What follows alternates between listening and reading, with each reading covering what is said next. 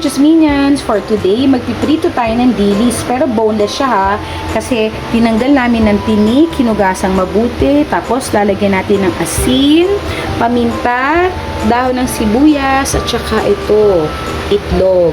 Ayan. Later on, pagka na-marinate na to, ipiprito na natin siya. Sarap nito guys. Ito yung ating lunch for today. Yan guys, ilagyan na namin ng cornstarch para extender nitong ating pritong dilis. Ayan, para kumapit siyang maigi. Add natin ng itlog. Ayan. So, ayan ha, meron ng cornstarch, aka itlog para mas malasa yung ating pritong dilis.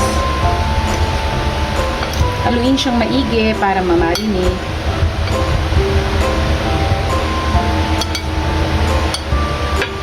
Okay guys, ayan, na-marinate na yung dilis. So, isi-shape nyo na lang siya ng bilog.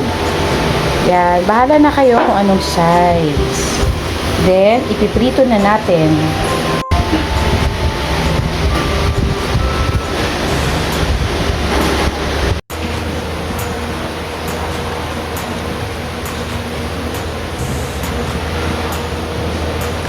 Okay guys, ayan, nakasalang na yung boneless dilis. Bali, mahinang apoy lang para hindi masunog.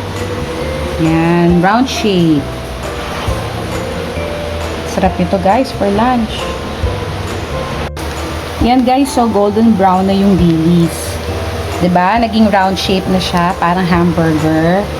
Okay, mahinang apoy lang. Tapos, pwede na natin tong kunin and then meron na tayong ulam.